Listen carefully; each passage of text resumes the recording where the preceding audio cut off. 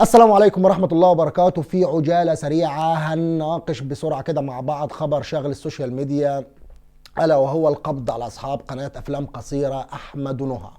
أحمد ونهى اللي بيقدموا مقاطع صغيرة كده فيها إيحاءات جنسية عن الخيانة الزوجية والكلام ده كله. الحكاية اتطورت وصلت لبوسة وحضن وكلام فاضي كده. هم جلفين يعني، بنت فلاحة كده ما تسواش فيها شبشب، ومعاه واد فلاح تاني، وان كان كام قلدوش تاني كده، وقناة الغرض منها يعني جمع شوية فلوس وخلاص. اختصار الكلام ان وزارة الداخلية اتخذت ضدهم اجراء وتم القبض على اتنين، وانا مش عارف اساسا اتنين دول اتقبض ليه عليهم. وانا هنا مش متعاطف ولا ضد اللي عملته الداخليه ضدهم خالص، انا مش متعاطف، لكن انا ناوي اقيس بنفس المقياس.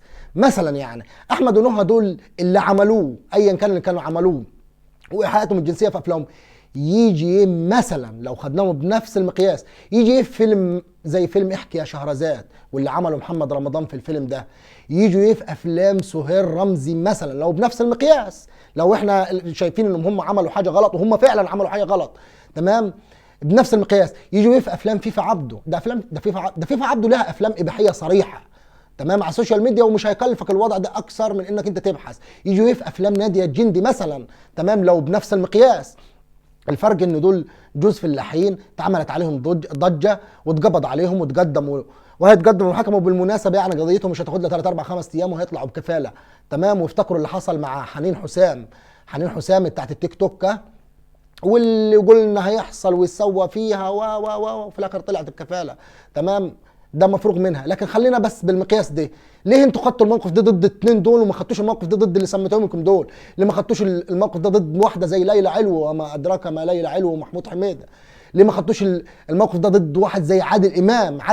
مجرد بس ما تذكر عادل امام انت هتفتح اشكاره بوس كده مفتوحه لله، كل اللي معدي اي وجه جديد يظهر كده بس في السينما ولا في المسلسلات لازم يعدي يتختم من عادل امام ببوسه واحضانه، وبعد كده يرميه للي بعده. يجي دول مثلا يعني في فيلم زي فيلم الساحر، منة شلبي، وعارفين منة شلبي واللي عملته منة شلبي في فيلم الساحر وغيرها، تمام. يجي دول في فيلم زي فيلم هي فوضى والمهازل والايحاءات، ده كان فيلم 6. ده فيلم هي فوضى ده، بس ده كده فيلم يعتبر فيلم 6 رسمي، تمام. يجي دول مثلا في فيلم زي فيلم اللهم صل وسلم وبارك سيدنا محمد، قلنا هي فوضى والساحر، تمام. فيلم زي فيلم دكان شحاته او حلاوه روح لهيفاء وهبي نجمه الجماهير المحبوبه، اللي اصلا لا هي فنانه ولا ممثله ولا عندها اي حضور في اي حاجه، غير كل ما هنالك ان عندها مؤخره تخينه وصدر كبير. هم دول اللي مصدرهم ان ال 24 ساعه نتفرجوا عليهم بس، لكن ما فيهاش ريحه الفنان يعني، تمام.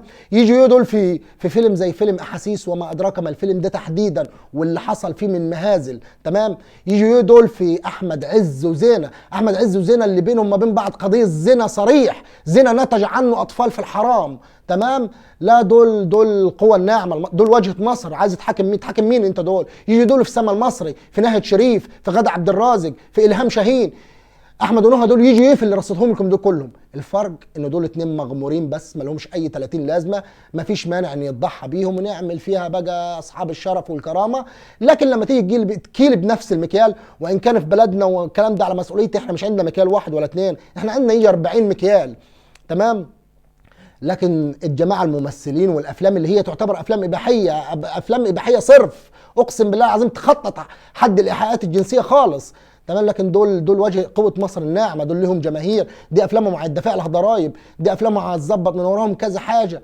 ما ينفعش نسويهم بحد زي احمد ونهى. انا على فكره بالمناسبه مش متعاطف مع احمد ونهى خالص، انا بالعكس، ده انا والله العظيم لو الامر بيدي لد بالجزمه كل اللي زيهم كده بالظبط، تمام. لكن الناس دي عملت كده ليه؟ ايه اللي وصلها للدرجه دي؟ ليه؟ لان في غيره مسكوت عليها.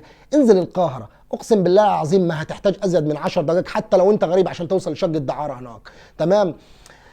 نفس المقياس ده خده على الملاهي الليليه واللي بيحصل فيها، تمام. اكتب على جوجل بس كده في لحظه كده، اكتب بس كده افلام 6 مصري، انا اسف على اللفظ، معلش انا اسف، بس خلينا صراحه يعني. اكتب بس كده، اكتب الكلمه دي بس واتفرج على اللي هيظهر لك. والناس دي هتاكل وتشرب وسطينا ولا في الدماغ ولا حد يعرف عنها حاجه، ولا تم اتخاذ اي اجراء قانوني ضدهم، تمام. افلام اباحيه بشكل واضح. ممثلين بقى ومهازل الجونه وما ادراك ما مهازل الجونه، تمام.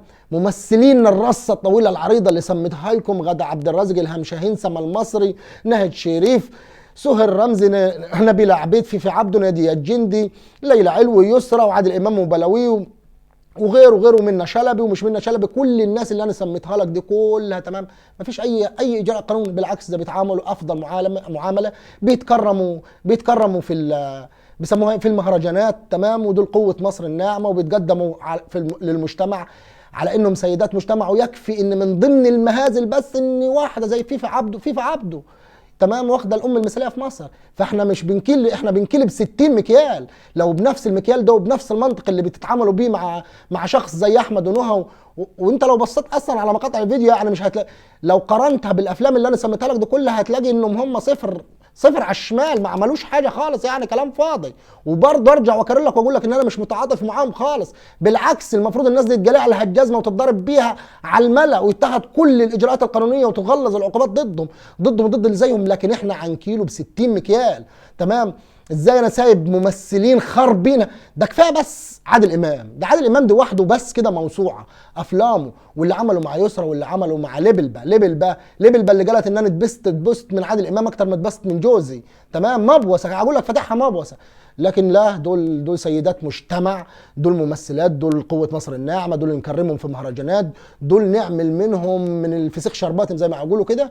لكن واحد غلبان زي احمد ولا نهى دول جلدوشين ما عندهمش دم، وانا ما اختلفش معاك خالص، اتاخد ضدهم الاجراءات القانونيه. من ضمن الكلب مكيالين يعني واحده زي الموديل اللي هي كانت متصوره عند الهرم بلبس الفراعنه دي، واتخذ ضدها اجراء قانوني واتقبض عليها، ومش عارف هتتسأل ايه. هتتسأل بمجرد ان هي يعني صدرها كبير ومؤخرتها كبيره بس كده يعني.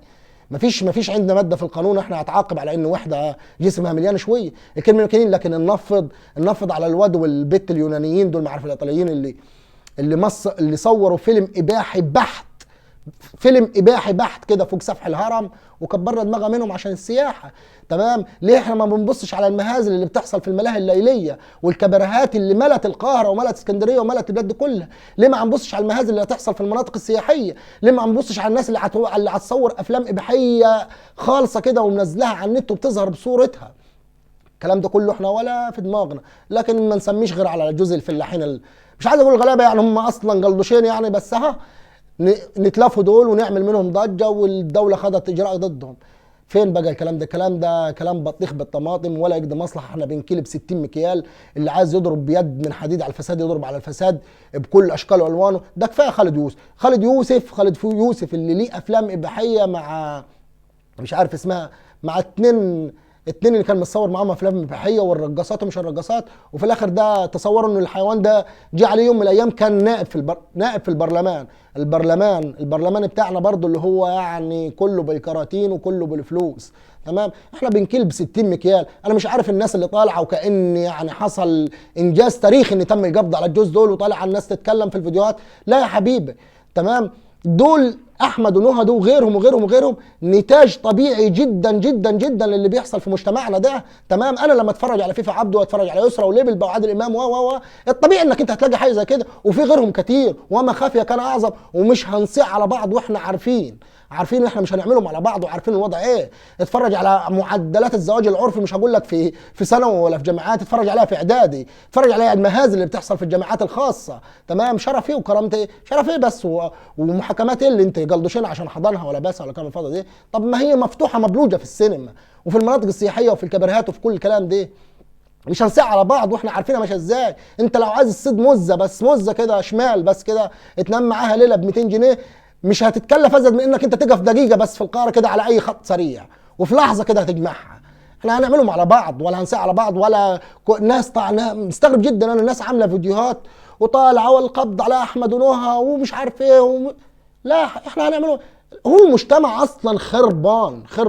ده اللي زي احمد ونهى دول وغيرهم كتير كتير كتير نتاج طبيعي جدا جدا. اتفرجوا على المهازل اللي بتحصل في التيك توك. ومن دلوقتي بقول لكم ان احمد ونهى دول 4-5 ايام وهيطلعوا من النيابه بكفاله، عشان بس ما حدش يصطدم يعني زيهم زي قبليهم حنين وحسام. احنا كنا عملنا حاجه قبل زينه واحمد عز لما هنعمل حاجه قبل دول يعني.